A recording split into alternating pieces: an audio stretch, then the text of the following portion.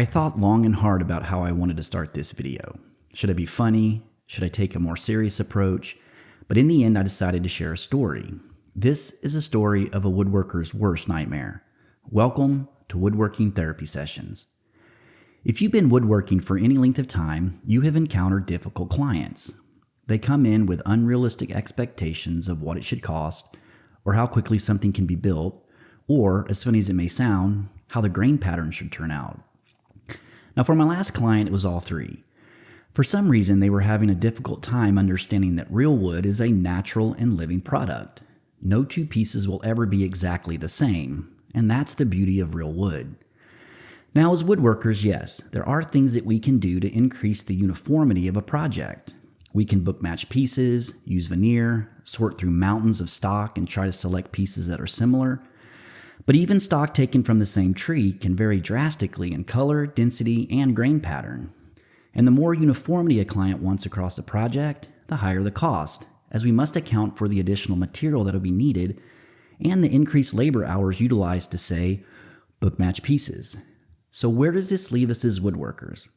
We often find ourselves trying to balance between client expectations and the reality of how custom solid wood furniture is built. Now, unfortunately, on this last project, the client and I were unable to reach this balance as I neared the end. Now look, to the extent my skills will allow, I will do almost anything to accommodate a client's request. And sure, I can discount my fee while I'm learning on the job, and the client shouldn't necessarily pay for time spent experimenting or learning a new technique.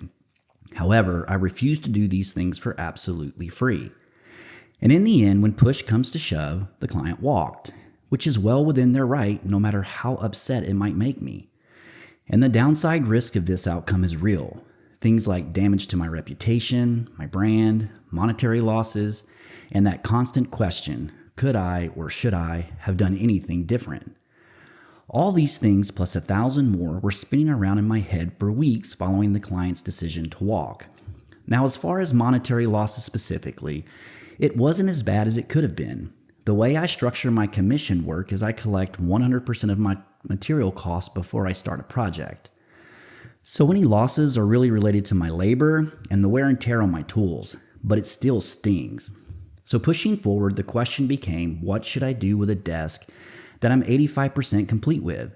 Should I scrap it? Should I cut it up and use it in other projects? Should I finish it and try to sell it? I'm not gonna lie, at my most bitter moment, I honestly thought of setting it on a fire and having a marshmallow roast with my kids. Now, my wife, who after 2 weeks must have been getting tired of her husband's pity party, she had a much better idea. You see, my study, which over the last couple of years has become the repository of all things that didn't have a home elsewhere, needed a makeover. And to her credit, she knows me well enough to know that getting me focused on something else helps me to mentally process things. So as much as I'd love to take credit, it was her wonderful idea to take advantage of the situation, finish the desk, and remodel my office. Now, by the way, if you're wondering what desk I'm talking about, you can watch the build video on my channel. Yes, I know it's a long video, but I do love that long format. And watching the creative process from start to finish, can we say, is sometimes therapeutic. So here we are, a man, his study, and a desk. Oh, and some blue tape, paintbrushes, paint rollers, and a couple gallons of Sherwin-Williams paint, Red Barn and Sensible Hue to be specific. Now, as my painting came to an end, I did start feeling better. I was no longer obsessing and replaying the situation over and over in my head. And I know we've all heard that cliche, don't let others steal your joy. But honestly, sometimes it's just hard letting go. But as I was rolling on the last of the paint, I finally realized I can't control what others decide to do or how they act. But what I can control is how I react and how I choose to move forward. Look, bad things are going to happen to us. We can't avoid them no matter how hard we try.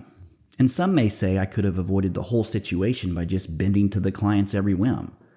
But this is a personal choice of every woodworker. What is the line in the sand that you're not willing to cross as far as the client's demands? And there is no right or wrong answer, and every woodworker's answer to this question is different. Also, I don't think it's a question of if it will happen, but more of when it happens. So here's my advice. First, Try not to second guess your decisions. They are what they are and there's no turning back. Second, push forward and use every difficult situation as an opportunity to learn and grow, even when it turns out to have been a bad decision. And finally, listen to your wife's advice. Suck it up, Buttercup. Blaze your path forward with a renewed energy and a focus on being a better woodworker today than you were yesterday. Now, instead of sitting behind a screen and ordering everything off of Amazon, I decided to take the next phase of my therapy sessions and make it about spending a beautiful day with my wife shopping. We were looking for items to organize and decorate my freshly painted office.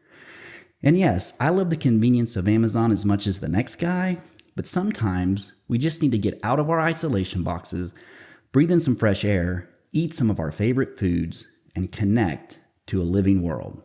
Now somehow the stars magically aligned and we found ourselves free of our 4 kids on a Saturday afternoon. So what did we do? We hit the road. First stop was Walmart. I needed to buy a bracket to hang the TV on the study wall. Then off to one of our favorite lunch spots. Hey, I'm no spring chicken, and Mama definitely likes to make sure we are all eating healthy. And although I hate to admit it, poke is actually really good. Now, since my wife is a professional organizer, you know we had to stop at her favorite store. Can you guess what that store is? Yeah, that's right, the Container Store. Man card pulled. I'm just kidding. Next, we were off to At Home to pick up a rug in this world map picture that I really liked. And finally, American Furniture Warehouse, where we got these 2 blue accent chairs. Don't worry, you're going to see it all in the reveal.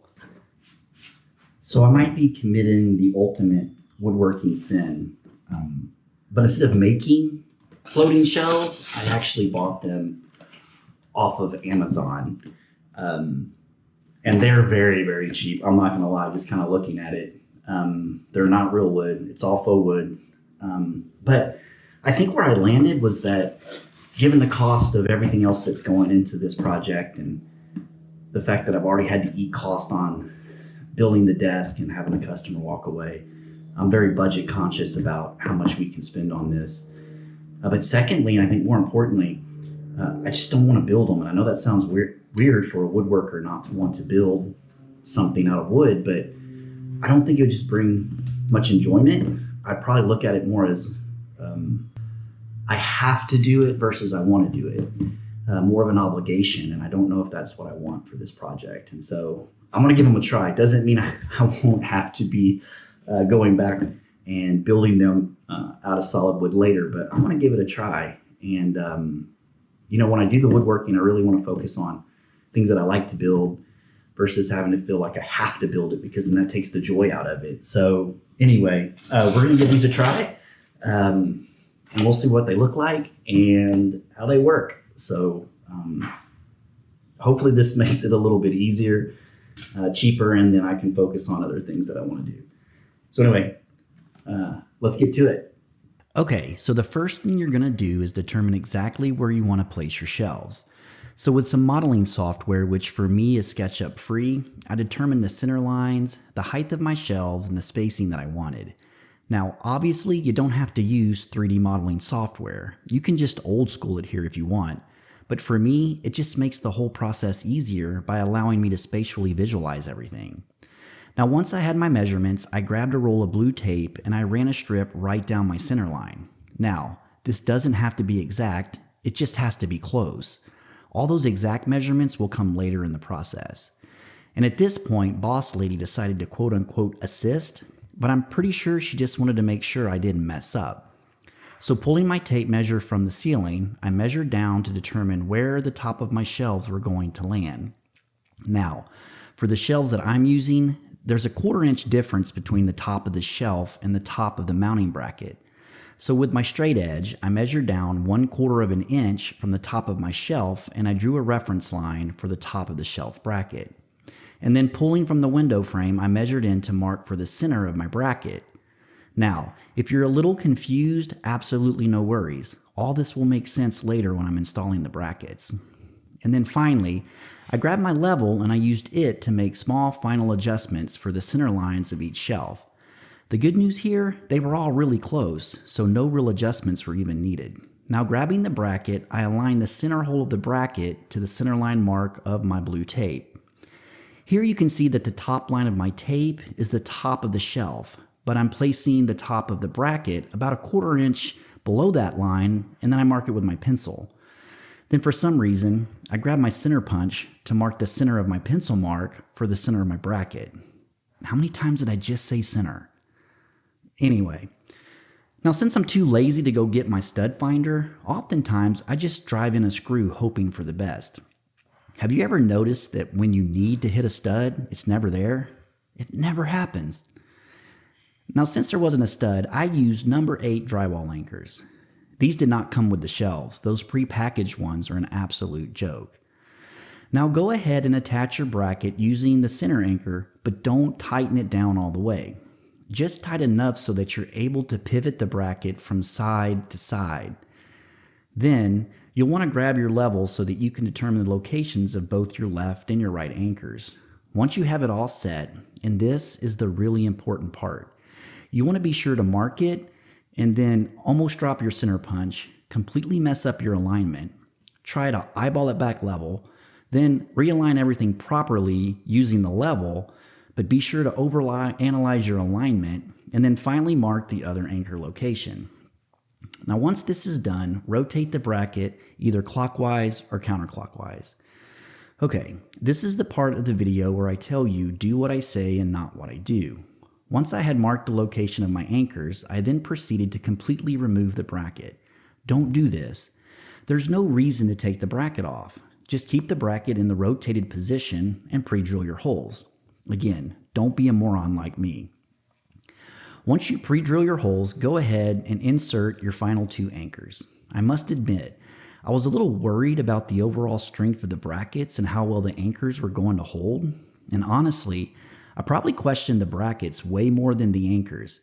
They just seemed flimsy and would bend at the first hint of adding any real weight. However, I ended up being pleasantly surprised. They were way stronger than I thought. Now, if you use the pre-packaged anchors that come with the shelves, I can't promise the same results. And people, for the love of all things, please stop writing bad reviews for products on Amazon because you don't like the screws that come with it. We all know that pre-packaged screws are more than likely trash. Now, grabbing the level one last time, you want to go ahead and do a final tightening of all the screws to secure the bracket firmly to the wall. Once everything is tight, it's time to attach the shelves. On the back of each shelf are 2 holes that correspond to the tubes protruding from the brackets.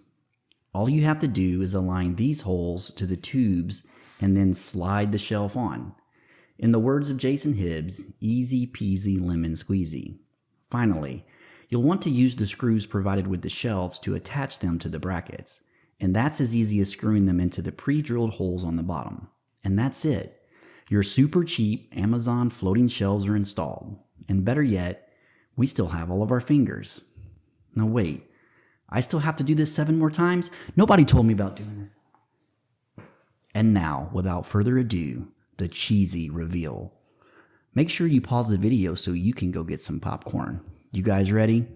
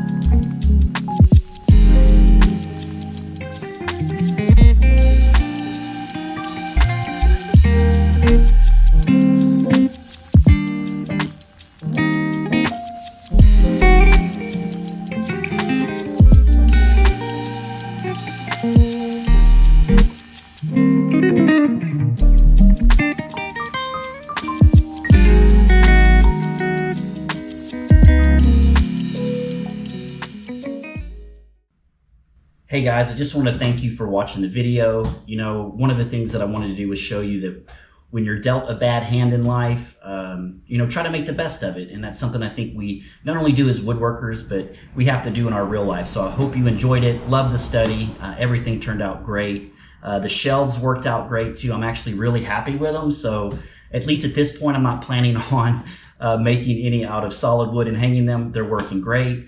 And I also would like to add or ask that you guys, you know, subscribe to the channel, hit the like button. I'm brand new, and so I'm trying to get momentum to this, but my channel is going to be really about just a lot of woodworking projects, home projects, and other things around the house. So hopefully you guys liked it and enjoyed it. Some things that are coming up is I'm going to do a review of the new Wagner 5700. This is the HVLP sprayer that's coming out. I do, you know, smaller projects, so I wasn't looking for anything expensive. I don't like to necessarily paint with a roller or a paintbrush on wood. And so I'm going to be trying this out on a couple of end tables that we're building. I'm going to be doing a review on the new Grizzly joiner. This is the GO858. And so I have that coming up. And then I'm also going to be doing an install with a tri-fuel generator from Furman. This is going to be a whole house generator where I'm hooking it up, doing the sub panel. So that's another project that's coming up. So hopefully you guys like it. Again, thanks for everything. I hope you enjoyed the video, and we'll see you next time.